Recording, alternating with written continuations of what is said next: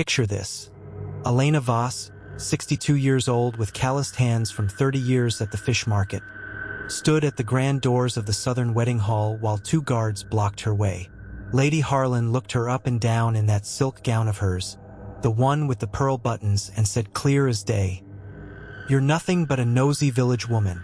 Take your salt-stained coat and leave before I have you thrown out like yesterday's catch."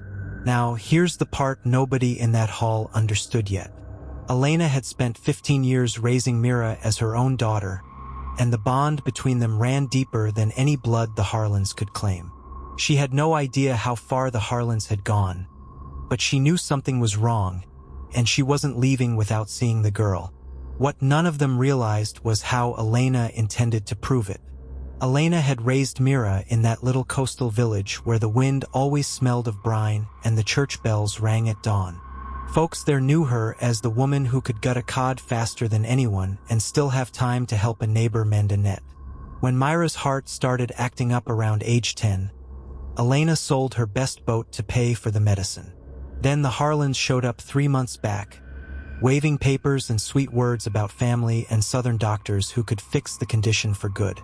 They took Mira south, promising visits and letters. The letters stopped after the first week. Elena waited. She wrote.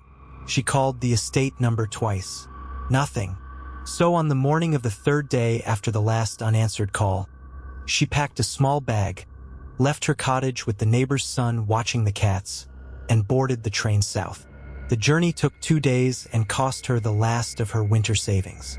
She arrived at the estate gates just as the wedding preparations were finishing, the smell of fresh lilies and polished wood thick in the air. Day 1 at the southern estate started with a polite refusal at the front gate. The guard told her the family was busy and no visitors were allowed until after the ceremony. Elena didn't argue. She walked the perimeter fence instead, noting the weak spot near the old service road where the delivery trucks came through. That afternoon she slipped past with a crate of fish she'd bought from a local dock, claiming it was a gift for the kitchen. The cook let her in for 5 minutes before shooing her back out. Elena used those 5 minutes to ask one quiet question of a housemaid, where they were keeping the young girl with the heart trouble. The maid glanced around and whispered, "Down below, in the old storage rooms they call the guest wing now." That night Elena sat on a bench outside the main house, the sea wind not reaching this far inland. She held the small polished shell Mira had painted for her years ago, the one with the blue wave across the front. It still smelled faintly of the village. A guard walked past and told her to move along. She nodded and stayed put until he left. Then she stood, brushed the dust from her coat, and walked straight toward the side entrance the kitchen staff used. The lock there was the old kind, the kind she'd learned to work with a bent paperclip back when she was supplying the harbor restaurants. Clicked open on the second try. Inside, the hallway smelled of lemon polish and something sweeter, like medicine. Elena moved slowly, listening.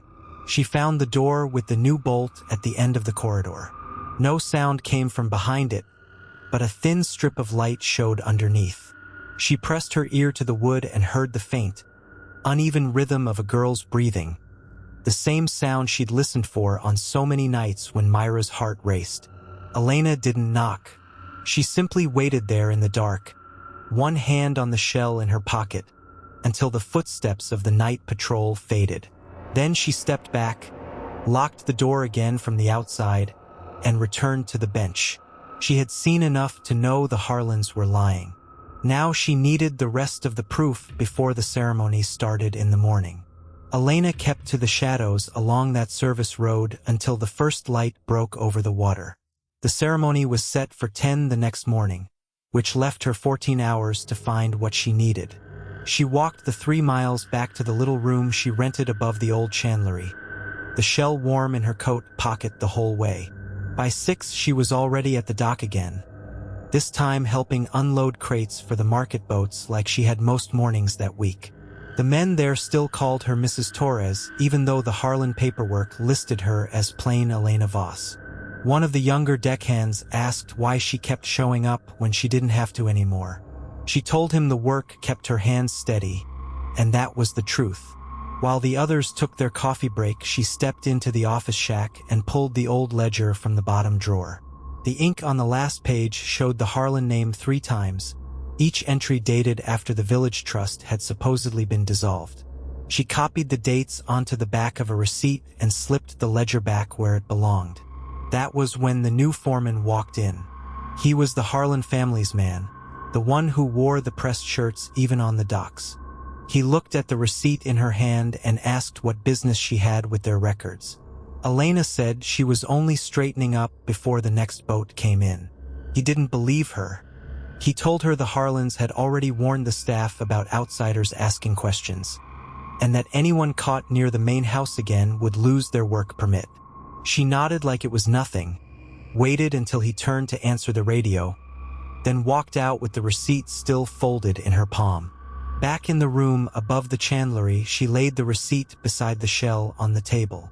The blue wave on the shell had faded a little from years in her pocket, but the paint still held.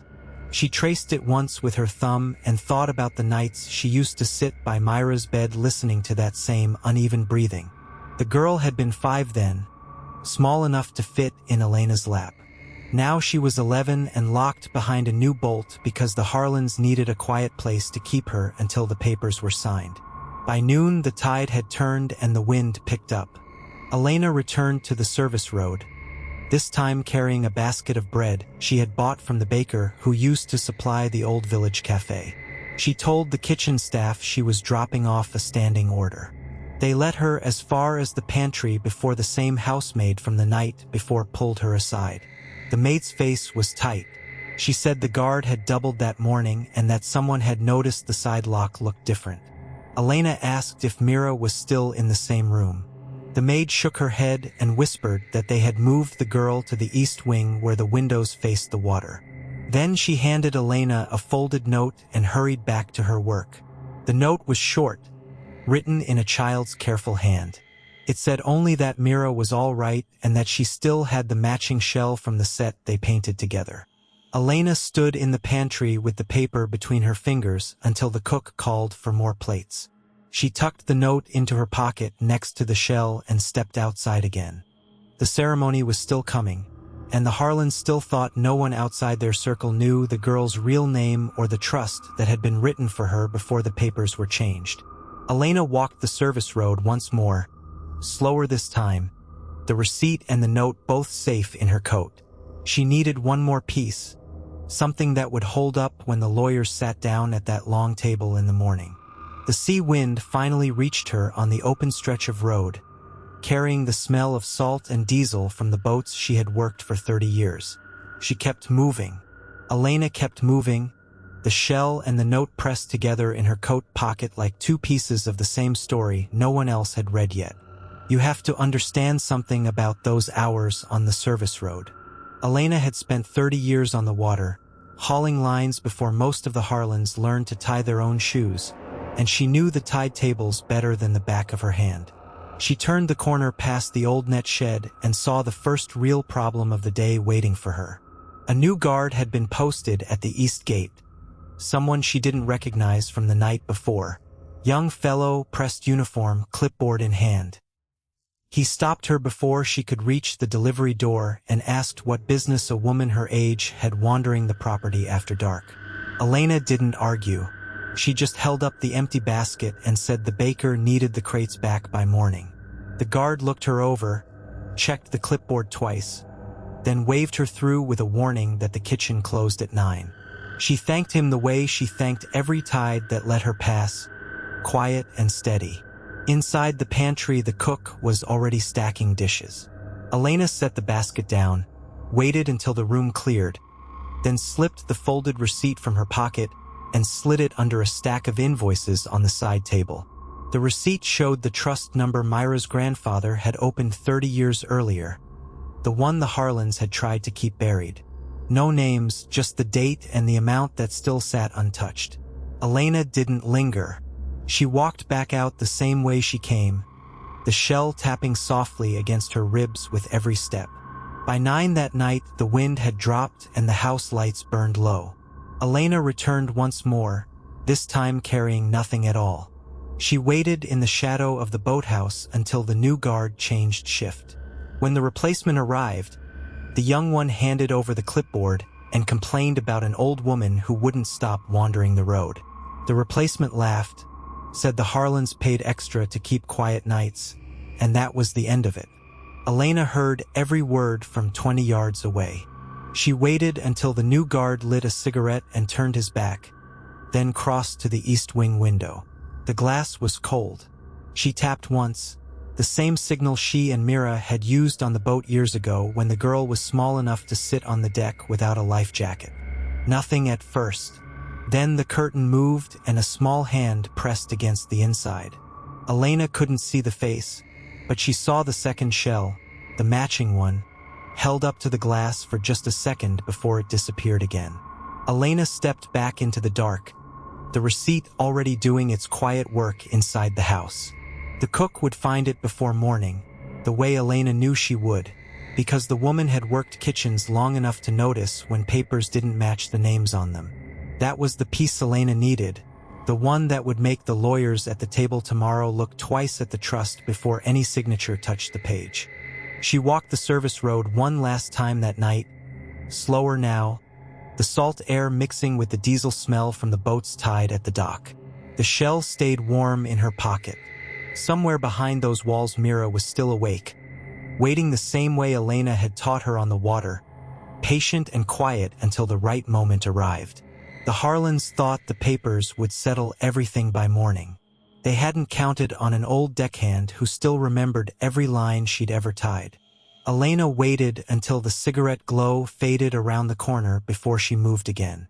You could feel the night pressing in, the way the boards creaked under her shoes, the salt still thick on everything. She kept the shell in her palm now, rubbing the edge with her thumb the way she had on every long watch years ago when the only thing between her and the open water was that steady little rhythm. The service road took her past the kitchen window. The light was still on, low and yellow. Through the screen she heard the cook muttering over the receipt Elena had slipped under the door earlier. The woman was turning it over in her hands, reading the old date stamped at the top, the one that matched the original Marina ledger nobody had looked at in decades. Elena caught the words Harlan signature and then a pause, the kind that meant the cook was starting to wonder who had really signed off on the fuel orders back then. That was enough for one night. Elena kept walking. She found the old bench by the dock, the one with the paint worn down to the grain. An hour passed, then another. The house stayed quiet except for one light moving upstairs. Probably the lawyer the Harlans had brought in to push the papers through by morning. Elena closed her eyes for a minute, listening to the water slap the pilings. The shell stayed warm. Around midnight a car pulled up the drive. The younger Harlan got out, the one who liked to talk about streamlining the family assets. He was on the phone already, saying something about the trust being ironclad and the old deckhand woman being handled. Elena stayed in the shadow of the bench. She didn't move. You learn that on a boat. Some problems pass if you don't give them a reason to look your way. Then the new guard wandered down toward the water, flashlight sweeping the dock. Elena pressed back against the bench slats. The beam came close enough that she felt the heat of it on her sleeve. The shell was in her other hand now, ready if she had to drop it and run. But the guard stopped short, lit another cigarette, and turned back toward the house. She let out the breath she'd been holding. By 1 in the morning, the kitchen light finally went out. Elena stood, stretched the stiffness from her knees, and crossed to the east wing window one more time. She tapped the same signal. The curtain moved slower this round, but the small hand appeared again. This time it held up a folded piece of paper with 2 words written in a child's careful print. "They're signing at 8. Elena nodded even though Mira couldn't see her face. She pressed her own palm flat against the glass for a second, then stepped away. The receipt was doing its work inside, but the real clock was the one on the lawyer's phone. Elena walked the service road again, slower, letting the diesel smell and the sound of the tide boats settle her. She thought about the last time she had tied a line on that dock, The day the papers were supposed to go into the trust with Myra's name on them and hers as the one who kept the keys. The Harlans had never seen that version. They thought the old deckhand was just another loose end. She found a spot in the boathouse rafters where the wind didn't reach. The shell went back into her pocket. She sat with her back against a support post and listened to the house breathe through the walls. Somewhere inside, the cook was probably still awake, the receipt on the table beside her. Somewhere upstairs, Mira was waiting the way Elena had taught her. And the Harlans were still counting on morning coming the way they planned. Elena kept her eyes open, watching the dark water through the open door. The next tap on the window would have to wait until the guard changed again. For now she stayed where she was, the shell a small weight against her leg. The same steady thing it had always been when the only plan left was to hold still and let the tide turn on its own. Elena shifted her weight against the post because the old knee never did forgive a long night on damp wood. You know how it is when your body carries the map of every line you ever tied and every hour you ever waited.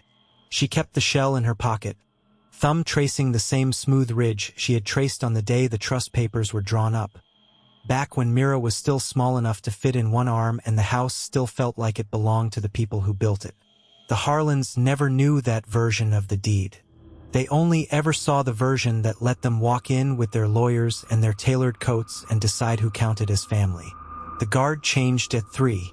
Elena heard the boots on the gravel path before she saw the flashlight sweep across the boathouse door. She stayed low, breathing through her mouth the way she had learned on night watches decades ago, when the only sound that mattered was the difference between wind and footsteps. The new man paused at the edge of the dock, lit a cigarette, and leaned on the rail.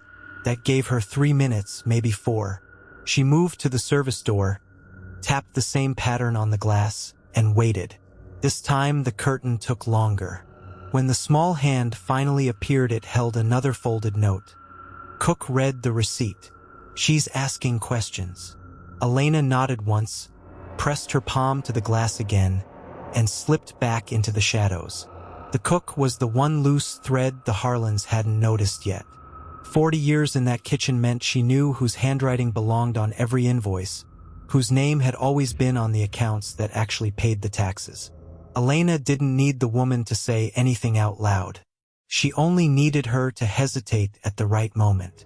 The tide had turned and the boats knocked against the pilings with a steadier rhythm. Elena walked the length of the boathouse once more, checking the ropes out of habit. The shell stayed in her pocket, a small weight that had crossed oceans with her and come back the same shape. She thought about the last time she had stood on this dock with Myra's father, the day they signed the original papers and he asked her to keep the keys because he trusted her hands more than any lawyers. The Harlans had never met that man. They only ever met the version that looked at their money and forgot the names that came before. A new sound reached her from the house. The side door opening, then closing again. Elena froze. The cook stepped out onto the service path, a shawl over her shoulders, the receipt folded in one hand. She walked slowly toward the boathouse, not hurrying, not calling out. Elena stayed where she was until the older woman was close enough to speak without raising her voice. "They're moving the signing to the front room," the cook said. "The lawyer's already on his way. I left the receipt on the table where they'd have to see it." She didn't ask who Elena was or why she was there. She only waited, the way people wait when they have carried a house on their own back for too many years and finally see a chance to set it down. Elena nodded. "Keep the east wing light off until 7:30, she said. "Mira knows the signal." The cook turned without another word and walked back toward the kitchen door. Elena returned to the rafters, the shell still warm from her hand. She listened to the house settle again, to the faint creak of floorboards upstairs where Mira was still waiting, to the low murmur of the lawyer's car pulling into the drive. The Harlans thought the morning belonged to them. They had not yet opened the drawer where the real trust papers had always lived, the ones with Elena's name listed as the one who held the keys until Mira came of age. Elena stood, stretched the stiffness from her back, and checked the pocket one more time. The shell was still there. She would need it when the moment came to step out of the shadows and let the tide finish what it had started. Elena checked the shell once more before slipping it back into her pocket. The ridged edge caught on the lining the way it always had, ever since the day her father pressed it into her palm and said the shoreline would outlast any paper. You have to understand, that shell had traveled with her through every quiet year after he was gone. Through the late nights balancing the ledgers no one else wanted to touch. Through the winters when the roof leaked and the Harlans still believed the place was theirs to divide. It was nothing special to look at, just a scallop, worn smooth on one side from years of her thumb running across it. She moved along the rafters until she could see the front drive. The lawyer's car sat there, black and polished, the kind that cost more than most folks spent on a kitchen in a lifetime. A man in a dark coat got out, briefcase in hand, and the Harlans met him at the door like they were hosting a Sunday dinner instead of signing away something that had never belonged to them. Elena stayed still. She had learned long ago that motion drew eyes, and eyes were what she could not afford right now. Inside the house, the cook had left the east wing light off, just as asked. Myra's signal window stayed dark. That much was holding. But then a new sound carried up from the kitchen. A telephone ringing, the old wall-mounted one with the cord that curled like a question mark. Elena counted the rings. 3, 4, 5. Someone picked it up. A man's voice, Harlan's voice, answered and then went quiet. She could picture him standing there, one hand on the counter, listening. The call lasted less than a minute. When it ended, Harlan's footsteps moved fast toward the front room. Elena could hear the low exchange even from outside. The lawyer asking a question, Harlan answering too sharply. Something about a missing signature page. Something about the original trust document not matching the copy they had on the table. The cook had done her part well. The receipt was sitting where it could not be ignored, and now it had done its small work of slowing them down. Elena eased down from the rafters, boots silent on the packed earth. She crossed to the side of the house where the old hydrangea bushes still grew wild. Through the window, she saw the lawyer open his briefcase again and pull out another folder. Mira stood at the far end of the room, arms folded, saying nothing. The girl had learned that much from her mother, when to hold still and let the room reveal what it would. Then the new mini-crisis arrived without warning. The side door opened again, but this time it was not the cook. It was the youngest Harlan, the one who wore his father's old watch and thought that made him the authority. He stepped outside with a flashlight and started walking the service path, beams sweeping the ground like he was looking for tracks. Elena pressed back against the siding. If he reached the boathouse, he would see the disturbed dust, the place where someone had stood too long. She waited until his light swung the other way, then moved along the foundation until she reached the old coal chute. The cover was still loose from the winter she had used it last.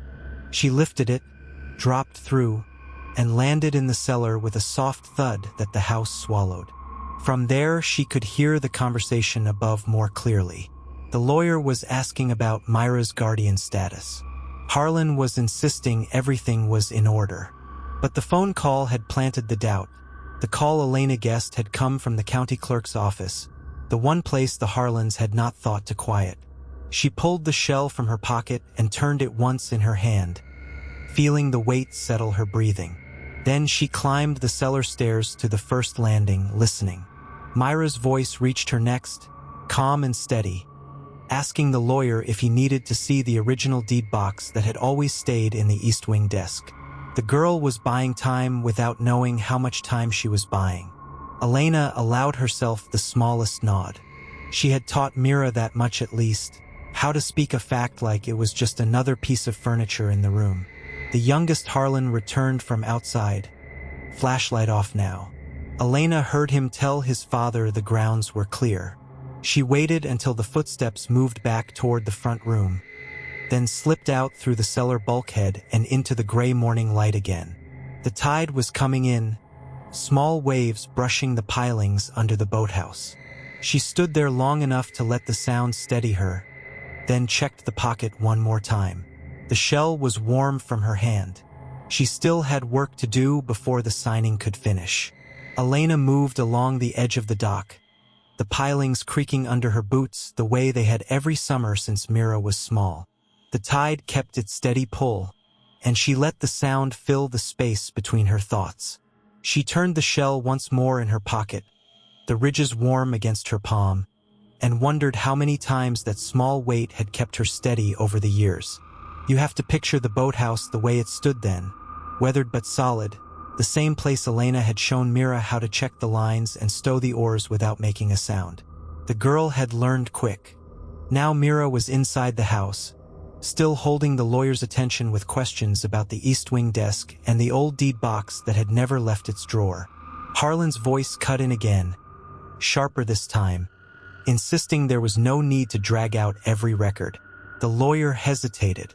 That phone call from the county clerk had done its work, and the doubt sat in the room like a third person.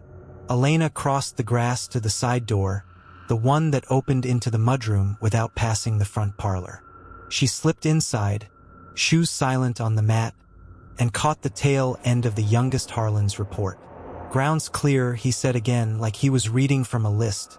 But Elena knew the light from his flashlight had missed the fresh prints near the coal chute and the single shell she had left behind by accident the night before.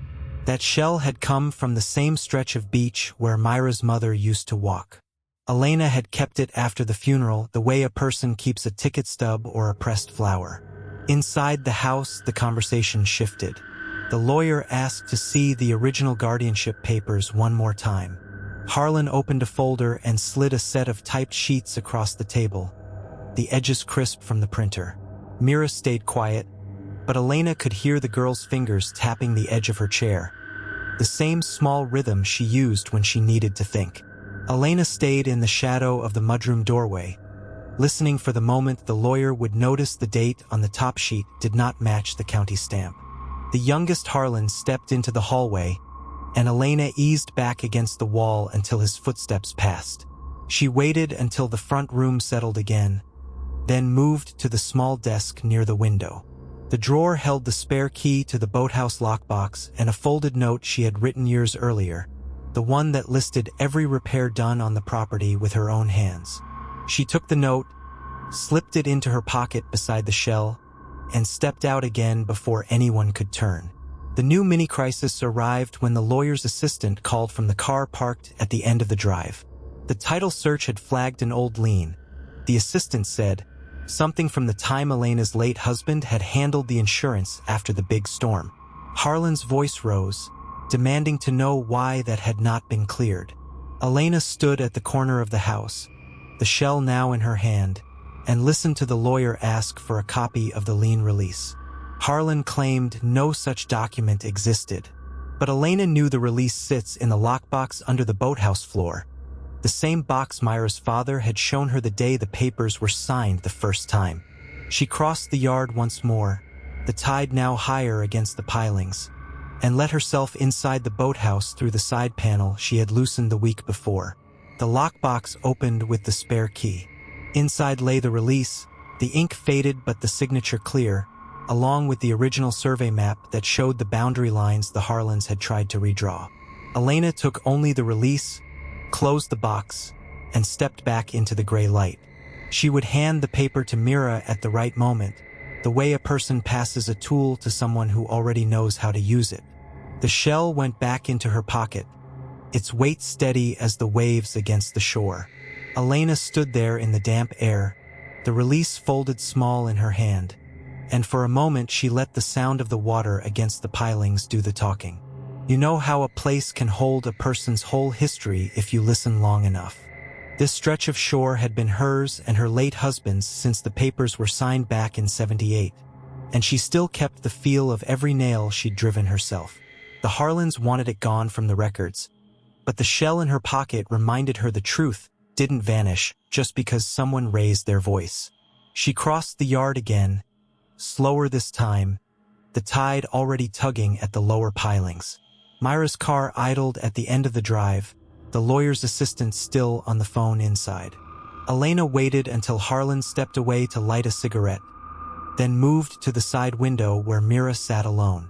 She tapped once, soft, the way you signal a friend who already knows the signal. Mira rolled the glass down an inch. Elena passed the release through without a word, just a small nod. Myra's eyes widened a fraction. Then she tucked the paper into her folder and closed the window again. That was the private part done. The public part would come later, when the clerk asked for proof. But the new trouble showed up before they even left the drive. The youngest Harlan came back around the corner of the house, phone to his ear, saying the storm lien wasn't the only flag. Now the title search had pulled an old survey dispute from 1984.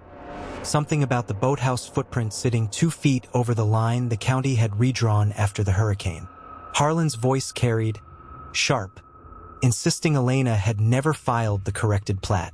He sounded sure of himself, the way a man sounds when he's read the top page but never opened the drawer beneath it.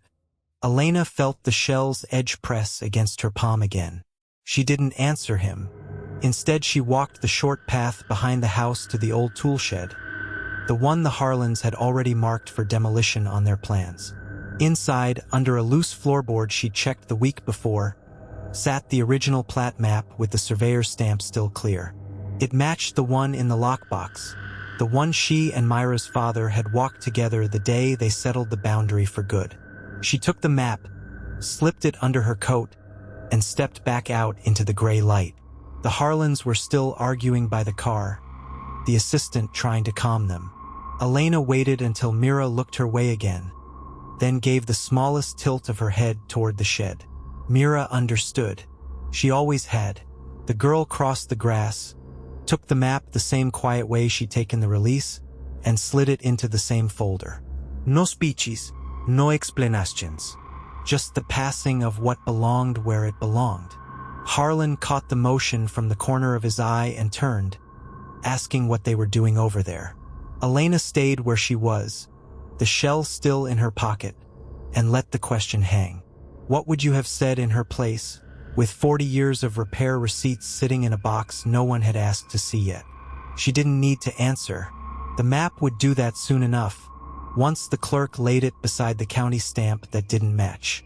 Mira closed the folder, got back in the car, and the little caravan started down the drive. Elena watched them go, the shell warm now from her hand. She knew the next flag would come at the office itself, but she also knew the release and the plat would hold until then. One piece at a time, the same way she'd mended the roof after every storm. The Harlans could talk all they wanted about liens and lines. The paper in Myra's folder carried the weight of signatures that still held, and the shell carried the memory of the day those signatures were set down. Elena stepped back into the house, the shell still in her coat pocket, its edge pressing against her palm like a reminder that didn't need words. The drive to the county office would take the better part of an hour, and the appointment itself sat on the calendar for 10 the next morning. Plenty of time for the Harlans to try and sand down whatever edges the plat map had left rough. Mira called that evening, her voice low on the line the way it always was when she didn't want her employers to overhear. She'd filed the release and the map together, same folder, same clerk who'd taken them without looking up. But Harlan had spent the afternoon on the phone with the title company, pushing for an expedited review.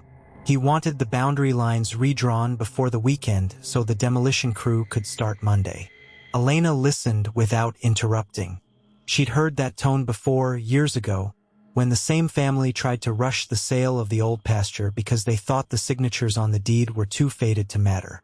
What would you have done with the time and a stack of repair receipts nobody had asked for yet? Elena didn't push. She sat at the kitchen table instead, the shell beside the coffee cup, and wrote out the dates on the back of an old envelope.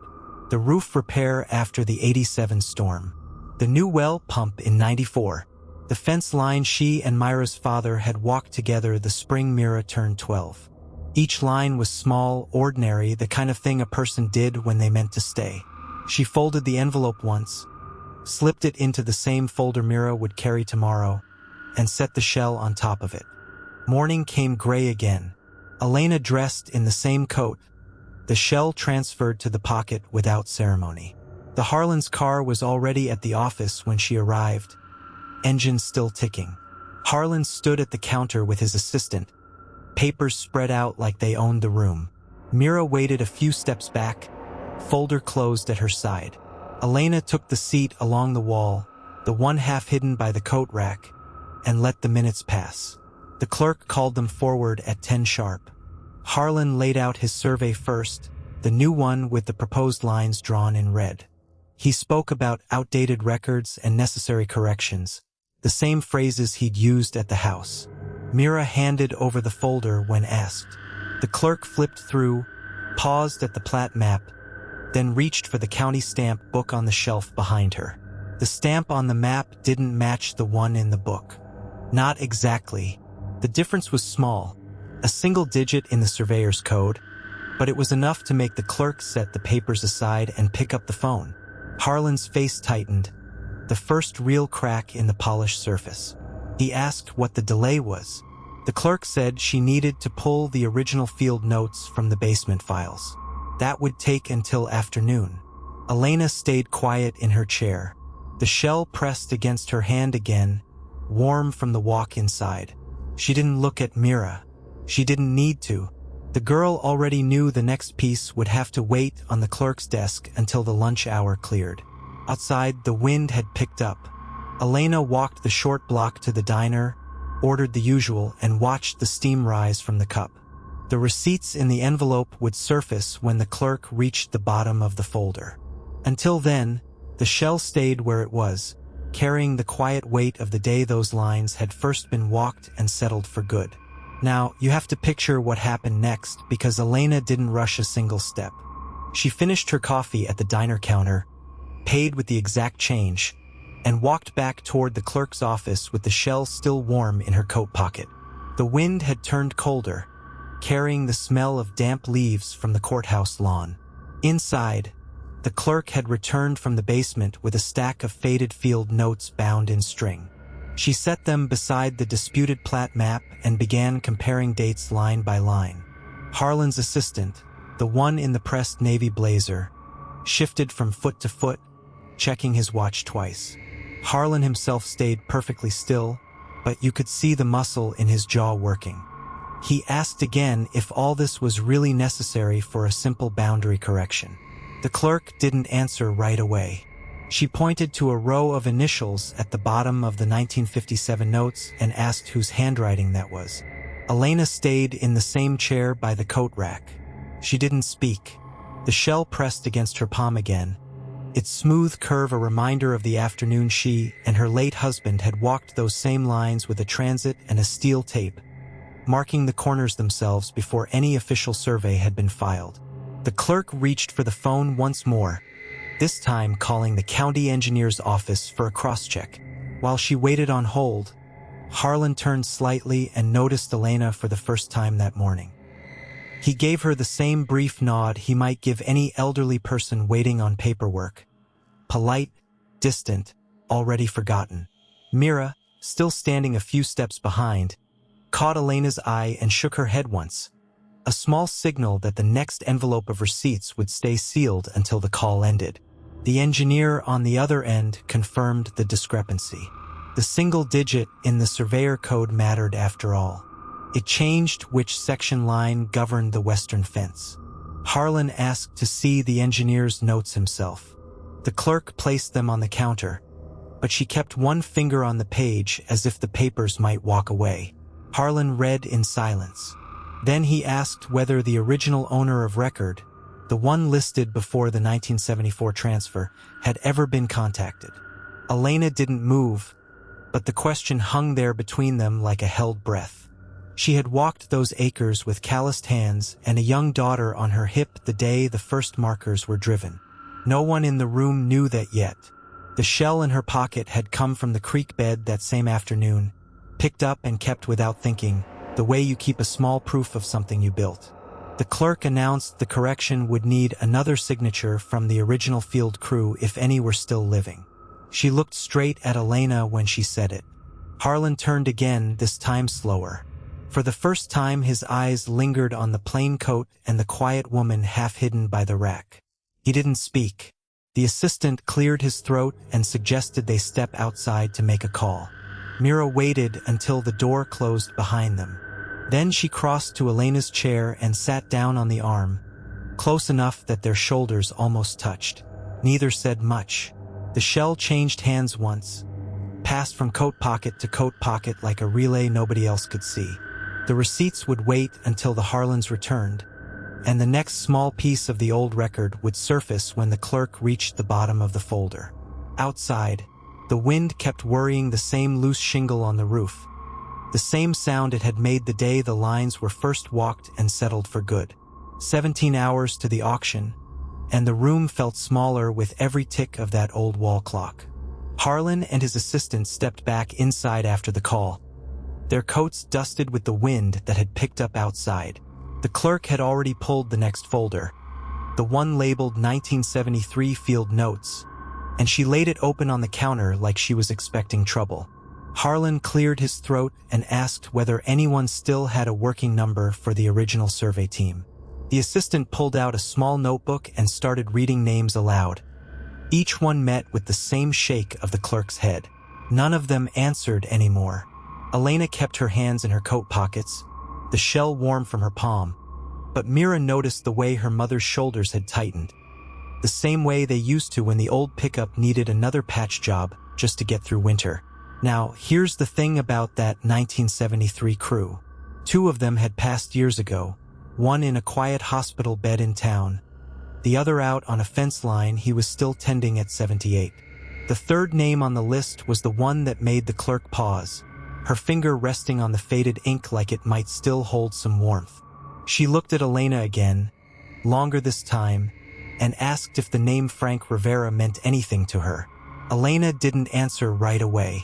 She just turned the shell once in her pocket, the edge of it catching on the seam the way it had the afternoon she found it. Her daughter balanced on one hip and the first post still wet from the concrete mix they'd poured by hand. Harlan wanted the correction pushed through anyway. He said the western fence could be adjusted on the new survey and the auction could move forward with the adjusted acreage. The assistant nodded along, already reaching for his phone again. But the clerk held up one hand and pointed to the fine print at the bottom of the page. Any change to the original markers required at least one living signature from the crew that set them. Without it, the county wouldn't release the updated plat, and the auction papers would stay stamped pending. Elena stood then, slow and steady, and asked if they still kept the old aerial photos in the back room. The clerk hesitated, then nodded toward the door behind the counter. Harlan watched her walk across the linoleum, the plain coat moving with the same quiet rhythm she'd used on those acres years ago when the creek still ran clear enough to drink from. Mira stayed seated, the shell now in her own pocket, passed without a word. When Elena came back, she carried a single rolled photograph, the kind printed on heavy paper that smelled faintly of developer fluid. She laid it on the counter without unfolding it all the way, just enough to show the western fence line the way it had looked the day the posts went in. The creek bed was visible, and so was the faint line of the original markers. One of them sat exactly where the new survey said it shouldn't. Harlan leaned in. The assistant stopped dialing. The clerk's finger stayed on the page, but her eyes moved from the photo to Elena's face and back again. The shell came out then, just for a moment, passed from Myra's pocket back to Elena's hand under the edge of the counter where only the 2 of them could see. It wasn't proof anyone else would accept, not yet. But the question on the table had shifted, and for the first time Harlan didn't look away when Elena spoke. He listened while she described the afternoon the markers were driven, the way the concrete had set too fast in the summer heat, the single post that had to be reset by hand because the string line had slipped. The clerk wrote it down. The assistant folded his phone back into his pocket. Harlan stood there with his hands on the counter, the polished cuffs of his shirt catching the light from the window, and for the first time he asked Elena directly what she remembered about the 1974 transfer. Outside, the wind kept at the shingle, steady and patient, the same sound it had made the day the lines were walked and the shell was picked up without thinking. 14 hours remained, and Harlan didn't fill them with another phone call. He just stood there, those polished cuffs catching the light, and asked Elena what she remembered about the day the posts went in. She told him the truth, plain as the wind outside. How her father had mixed the concrete by hand, how the string line had sagged in the heat, how she'd been the one to reset that single post because the rest of the crew had already moved on to the north fence. Mira stayed quiet, but her hand rested on the counter near Elena's, steady as always. They drove back to the old place in Harlan's truck, the three of them. The survey stakes still glinted in the afternoon light, but now Harlan walked the line without checking his clipboard every few steps. He stopped at the spot where the photo showed the original marker, knelt down and ran his fingers along the ground. The shell came out again. Elena held it up so he could see the faint groove where her father's chisel had marked the limestone. That was the real corner, she said. Harlan didn't argue. He just nodded, slow, like a man hearing something he'd spent years trying not to hear. By the next morning, the county land board had called the hearing. Word had gotten around the way it always does in a small place. Through the feed store, through the post office window, through the woman at the clerk's desk who had written down every word Elena spoke. Harlan showed up in the same pressed shirt, but his tie was loosened and he carried no folder this time. The room held maybe 30 people, mostly neighbors who had known Elena's family since the 60s. She sat in the front row with Mira beside her, the rolled photograph on her lap. The chairman called the case. Harlan stood first. He laid out the new survey numbers the way he always did, clean and precise, but when he reached the disputed boundary, his voice caught. He looked straight at Elena. "I was wrong about the markers," he said. The room stayed quiet. Then he turned to the board and admitted the 1974 transfer documents had never been properly filed because the original owner, Elena's father, had trusted a handshake over a stamp. The board members leaned forward. One of them asked to see the photograph. Elena unrolled it on the table, the heavy paper crackling under her fingers. She pointed to the post, to the creek bed that had shifted only after the drought years. The shell lay beside it now, small and ordinary until you noticed the hand-chiseled mark that matched the old deed description exactly. Harlan didn't wait for the vote. He walked over to Elena while the board conferred. "I should have asked you first," he said, low enough that only she and Mira heard. 40 years you kept that line straight. I came in with a laser and thought that made me right." Elena didn't answer right away. She just closed her hand around the shell for a moment, then passed it back to him. "You can keep it," she said. "Might help you remember next time." The board ruled in her favor 20 minutes later. The corrected boundary ran exactly where her father had walked it, and the new survey would be filed by the end of the week. People came up afterward, shook her hand, asked after her garden, told her they'd always known the old fence was the true one. Harlan stayed until the last of them left. Then he turned to the room that was mostly empty now and said it again, louder this time so the recording clerk could get it down. "Elena held the line when the rest of us forgot how. I'm sorry I didn't see it sooner." That evening the wind had died down. Elena and Mira sat on the front steps with the shell between them on the wood. The creek ran low but clear again after the recent rain, and you could still make out the faint line of the original posts if you knew where to look. Harlan came by 2 days later with a thermos of coffee and stayed long enough to help reset the corner post by hand, the way it had been done the first time. He didn't talk much about the hearing. He just worked. Years later, the shell sits on Elena's windowsill where the light hits it every afternoon. The land stayed in the family, passed to Mira the way it was meant to. Harlan still surveys the county, but he walks every line twice now and asks the old-timers what they remember before he writes anything down. Elena never mentions the apology. She doesn't need to. The fence holds, the markers are where they belong, and the people who once looked past her now nod when she drives by. What stays with you is how long a life can run on quiet knowledge. You put the work in for decades. Hands in the dirt, eyes on the string line, no one keeping score, and one day the people who dismissed it all have to stand in the same room and watch the record correct itself. The credential on the paper matters less than the groove cut into stone by someone who was there. Harlan learned it the hard way. Most of us do. But once you see the real markers, you don't forget where the line actually runs.